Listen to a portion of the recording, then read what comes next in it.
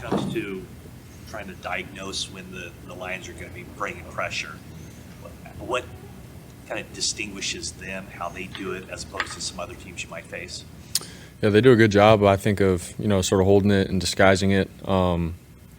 There's a lot of looks where it looks like it's just a base coverage, and all of a sudden they're bringing guys from different directions and stuff. When they do blitz, like they have certain coverages that are behind their blitzes, but like I said, they do a good job with bringing different guys and sort of holding their water and not showing it. So I think that's the difference, really. Across the year, other teams will sort of have some tips and clues and stuff, but I think these guys do a pretty good job of sort of switching it up and making it hard for the quarterback to recognize it. So it'll be a good challenge. Why do you feel you and the offense have done well against the blitz this year? I feel like we usually go into it having a good plan, and so the minute they do it, and if we're on it, I think it's sort of like a high risk, high reward kind of thing for both sides. If we're ready and have a good plan for it, all it takes is like a 5-yard throw or something, and we could turn it into a big gain. They're a couple guys short, so we've gone into games where defenses that blitz a lot, we usually have a good plan for it. So, but that's just the receivers and myself, being on top of it, and when they give us those opportunities, we got to be ready for it. And if we're not ready for it, then we can get exposed. So this is your first year as starter. You led this team to 2 NFC Championship games. You're a finalist for the MVP. What does that tell you about yourself? Man, I've just been taking it one day at a time. Since last year, once I stepped into the role, for me, it's never been about all the hype and the glory and all that kind of stuff. It's been about how can I help this team win. And, I have a really good squad around me, and they've helped me get to where I'm at with my game and helped me get better. And so, here we are, second year in a row in the NFC Championship. I'm very thankful for it, but obviously we have a bigger goal in mind, and we have to handle business this Sunday. So that's where my mind is at with that. What kind of emotional boost does it give the team that Deebo is good to go? Yeah, it's huge for us. Deebo's a game changer. He's one of the best in the NFL at what he does. So obviously for him to be able to play, all of us are like, all right, Deebo brings some juice and energy, and we got his back. And so obviously seeing him run around at practice and look good, for us it's like, all right, it's on. So we're excited for him. What kind of emotions or confidence did you get from rewatching the film of the last drive? Yeah, like I said before, the season sort of it's on the line. That was probably our last drive that we were going to have in that game, and so all of us, like when you're watching the film, you could just tell like everyone's on top of their stuff.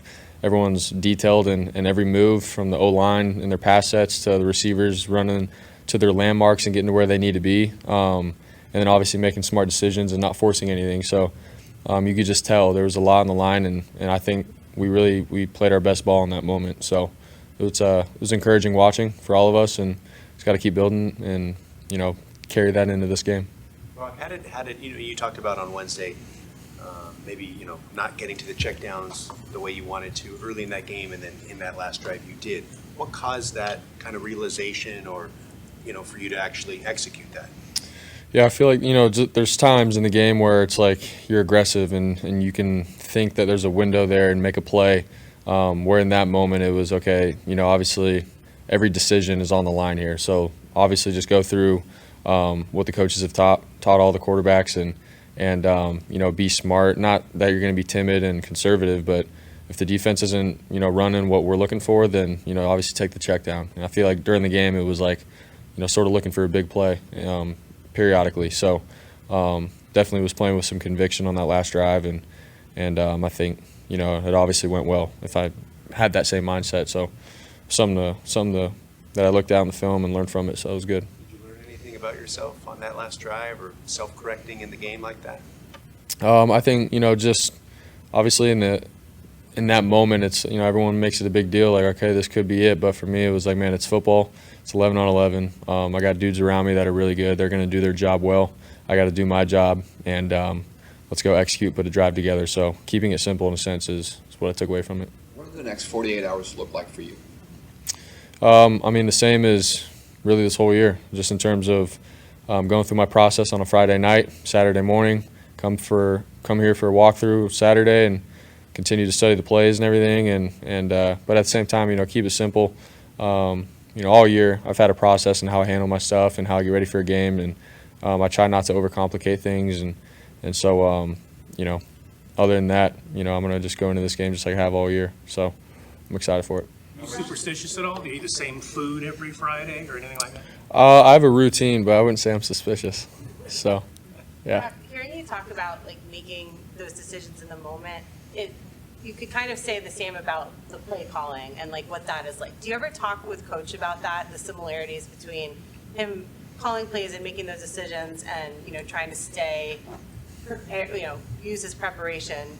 Do you talk about like that, the similarities between coaching and quarterbacking in that way at all?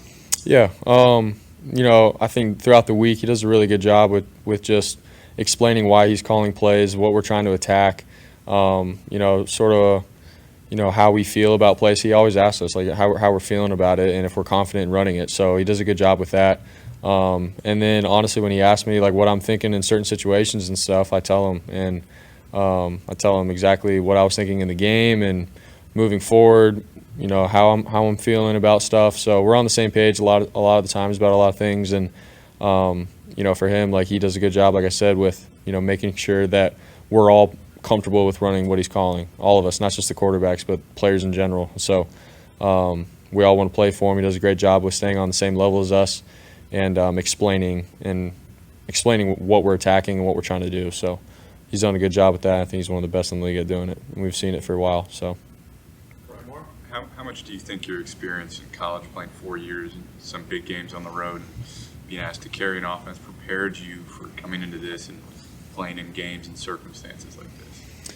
Yeah, I think you know, it was good, man, to play 4 years of college ball and, like you said, go and play in different environments and stages and levels of, you know, the games being on a higher level. So for me, I took a lot away from those kind of games. I think it helped sort of build me into who I am.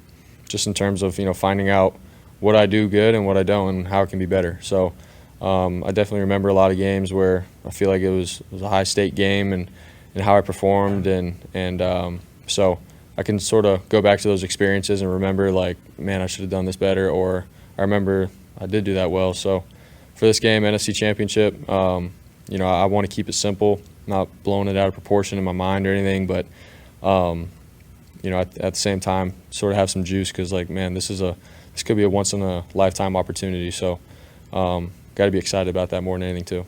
Can you feel or do you know how much confidence your teammates have in you? Yeah, I mean, I feel like all year, you know, they've been the same guys in the locker room. They've believed in me since I've stepped in, since last year. And throughout the year, I feel like I've grown, and we've all grown together. So, definitely blessed to have these guys in the locker room with me, and they definitely have my back, and through the good and the bad. We've been through some stuff this year, and it hasn't all been pretty. There's been some good times, there's been some tough times, but through it all, man, these guys have continued to have my back and show love, and you know, we go to war together. So very thankful for them. What do you remember from David Montgomery back in college, and did you give any input to the defense at all about what kind of guy he is? Yeah, I mean, David was one of the hardest workers I've ever been around. You know, that's the kind of guy that just doesn't go down easy. He's always moving his feet, explosive, great quick cuts. And this week I haven't really been able to talk to my defense about that. I mean, they've seen him, I think, a lot just the last couple of years when he was in Chicago, so they know who he is. But, yeah, I have nothing but love and respect for David and what he's done, and it's a tough dude to get to. Like, he's mentally strong, he's tough, he's physical, and yeah, it's going to be a good challenge to go up against him again. Thanks, guys.